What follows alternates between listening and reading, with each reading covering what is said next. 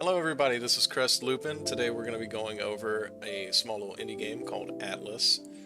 You may have seen it kind of floating around a little bit because of its good character customization and some of its assets, I guess. But in all honesty, there's a lot more to this RPG than just interesting models. So coming up soon, we have a couple bullet points I want to go over, and at the end, we're going to give it a rating, and I'm going to let you know my exact thoughts on every aspect of this hidden gem of a game.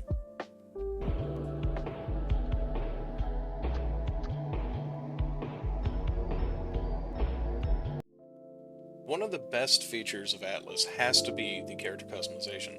For me, that's actually the reason that drew me to the game. You have 5 different races you can choose from that have extremely unique appearances from the get-go. Now, once you've selected your race, you can get into customizing your character more in depth. You have body sliders, extremely detailed color selection, and it may not seem like a whole bunch of options, but when you add into fact the different morph options that you have, the different color selections you can choose between, having only a couple different hairstyles, tail styles, or really just face and texture styles isn't really that big of a deal, because where the depth lies is in the body morph and the color selection. And there's enough texture variety between the different amount of skin options that it adds just enough depth and detail that you can make something truly unique.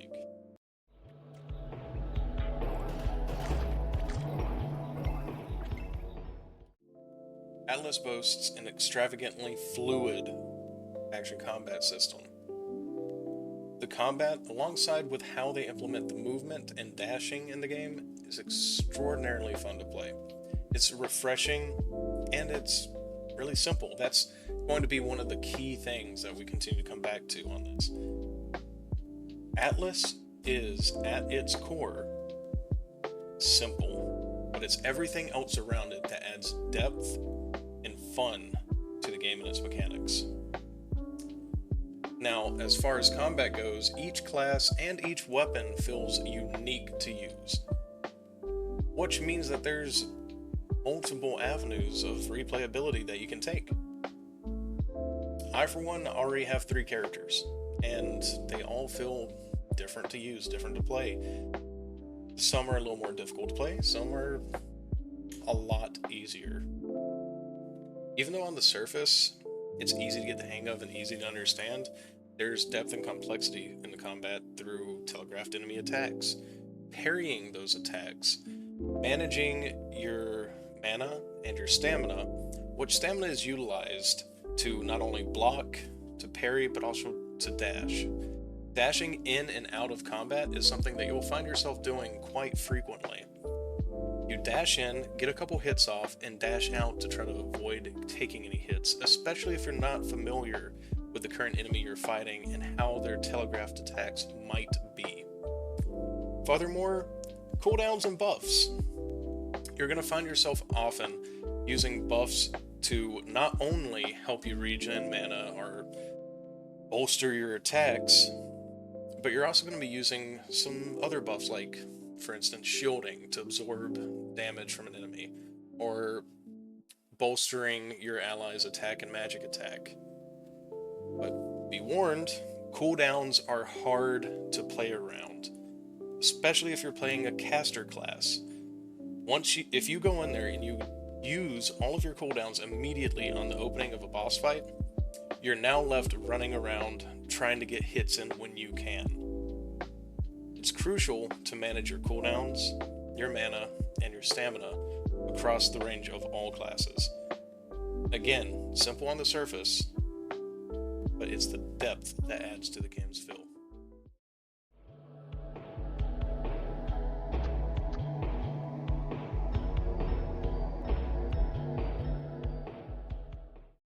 Just like any RPG, exploration is a keystone, and that's no different with Atlyss. Exploration can be rewarding and entertaining with beautiful scenery and a openish world kind of way. I say open-ish because if you remember Fable, or Fable Lost Chapters, whichever is your cup of tea, even though the world is, air quotes, open to you to explore, it's also segmented. And that's how Atlyss takes this approach. The world is segmented by tiny little portals that lead you to different zones. These portals lead you to a loading screen and then transition into the next area. It doesn't take away from the feel of the game or the feel of exploration, however, this does serve a few purposes. One, it blocks your progression for a degree. So if there's an area that's a little bit high level, or you're not supposed to be there story-wise yet, the gates will not be active, you cannot progress. Blocking character progression may seem to some as a chokehold, but in this aspect, I think it helps the game move at a relatively easy pace, and also allows for you to take advantage of the exploration that is already there. Exploring can lead you to new treasures, new locations, beautiful scenery, and even into platforming sections. Platforming is something that you will do a fair amount of in this game, not only in the overworld, but also in dungeons. So for you parkour fans out there, exploration has its benefits. I, for one, am not good at parkour, but I enjoy what platforming there is when I get a chance to do it.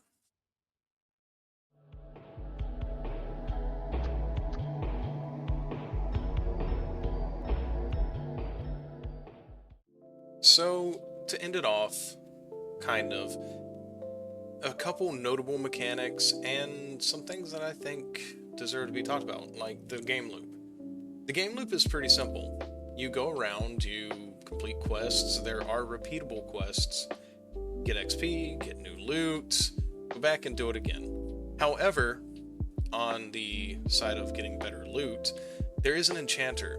The enchanter can be used to not only change what type of damage a weapon scales off of, meaning a mage could use a sword, change it to where it will scale off of magic, but something that I recently figured out is that you can also upgrade the rarity of the item.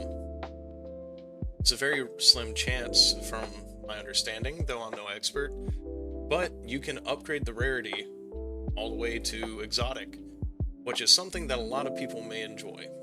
You find something you really like, and you want to try to get a really good roll on it, well, go get money, go get it done. Not only that, there's a gambler. The gambler can be used with in-game currency. This game has nothing with outside currency, including the cosmetics. You don't have to use IRL doll hairs to do anything, except for buy the game, of course. The gambler, though, you would be surprised at how cheap some of his stuff is. However, if you spend more money, you have a better chance of getting a magic item or above. Also, here's a huge notable mechanic. The end game, from what I'm aware of, is mainly cosmetic hunting. Cosmetic hunting and fashion. Making your character look as good as you can make them.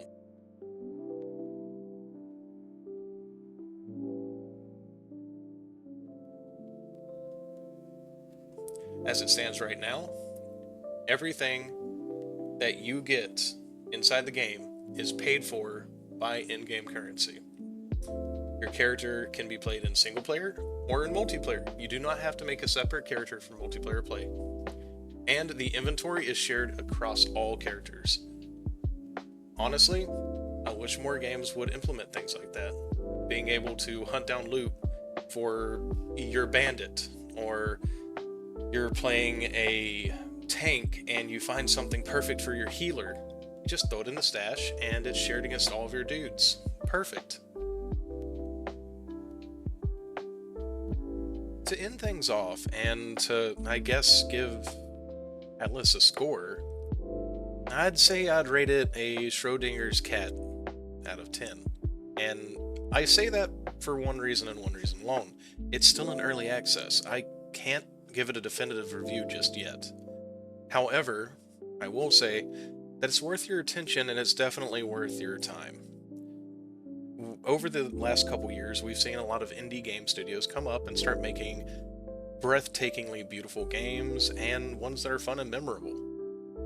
Just because something's early access doesn't necessarily mean it's bad if you run into bugs or glitches or have just a rough experience overall. But what I've played from Atlyss shows great promise. And moving forward, I really hope to see what they do with it. I'll post more videos and I'll continue to stream on my Twitch. I stream every single Monday through Wednesday at 6 to 7 p.m. Eastern Standard Time. Now, on the weekends, I try to stream at a designated time, but as it stands right now, I do not have one. It's just a pop-up, so make sure you turn those notifications on if you follow me. But until next time, have a beautiful day, night, evening, whatever. And definitely, if you got 10 extra dollars just laying around taking up some space, give Atlyss a look. I think you'll enjoy it.